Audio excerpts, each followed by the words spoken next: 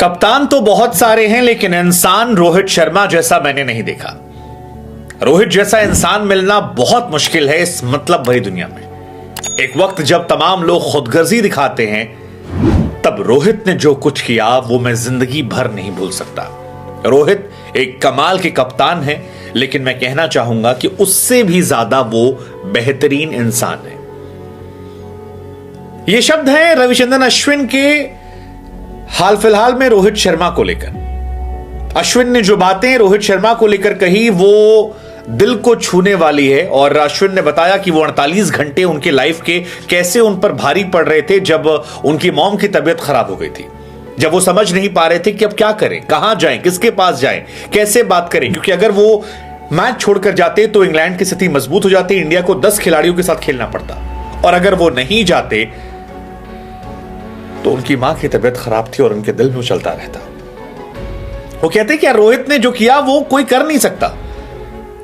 रोहित और द्रविड़ को पता लगा, रोहित मेरे पास आया, कहा कि तुम तुरंत घर निकलो, तुरंत निकलो, मैच वैच देखा जाएगा क्या होगा। वो कहते हैं कि राजकोट में फ्लाइट नहीं थी, रोहित ने कहा मैं अरेंज करवाता हूं, कल सुबह का इंतजार नहीं करना कि मॉर्निंग की फ्लाइट पकड़ोगे, रात को चार्टर पकड़ो, घर निकलो। उस कप्तान ने जो किया, जिस तरह से किया, जिस तरह से फिजियो को मेरे साथ रखा, कमाल था वो, जिंदगी भर नहीं भूल पाऊंगा। रोहित शर्मा की शख्सियत कमाल की है और एक शानदार क्रिकेटर, बेहतरीन इंसान, यारों की यार, उनकी हमेशा तुलना होती है। रोहित हाल फिलहाल में इंडिया के हाईएस्ट टेस्ट रैंक बैटर बने हैं। 6 नंबर पर वो टेस्ट में हैं, जो इंडिया के लिए बेस्ट रैंकिंग है। जयसवाल 8 पर हैं, विराट 9 पर हैं। रोहित 2019 में टेस्ट ओपनर के तौर पर आए थे और आज 22 में जब वो कप्तान बनाए गए तो इंडिया टेस्ट में टॉप कर रही है। फिलहाल दुनिया की सबसे बेहतरीन टीम इंडिया है और उस बेहतरीन टीम में रोहित शर्मा ने जो कुछ किया है उसको लेकर दुनिया उनकी तारीफ कर रही है। दुनिया कह रही है कि यार रोहित शर्मा ने जो सीरीज जिताई है इंडिया को और जिस मेंटल स्टेट में जिताई है वो आसान नहीं था, क्योंकि फर्स्ट टेस्ट मैच इंडिया लगभग जीत कर हार गई थी। फर्स्ट टेस्ट मैच के बाद रोहित शर्मा से मुंबई इंडियंस की कप्तानी छीन ली गई। लड़के सारे नए नए थे। पहले टेस्ट मैच के बाद राहुल जडेजा जैसे सीनियर प्लेयर जो थे वो चले गए, सारी परेशानियां थी, लेकिन ये लड़का लोगों को डांटता रहा, सिखाता रहा, समझाता रहा और अपनी टीम को मजबूत बनाकर जिता दिया। लेकिन इसी बीच में वो मैच आया जिसमें अश्विन की सारी कहानी बदल गई थी। रविचंद्रन अश्विन ने उस टेस्ट मैच का जिक्र किया और बताया कि यार 500 विकेट मैंने लिए थे और बहुत खुश था, मैं 7वें आसमान पर था, एक नॉर्मल से डिलीवरी में सब कुछ हो गया था। लेकिन फिर मेरे जीवन की वो घटना घटी जिसको लेकर अब मैं कह रहा हूं कि रोहित शर्मा जैसा इंसान मिलना मुश्किल है। वो कहते हैं कि मैंने बहुत सारे कैप्टन्स के साथ खेला है, धोनी, विराट, लेकिन रोहित शर्मा जैसा शानदार इंसान कहीं नहीं है।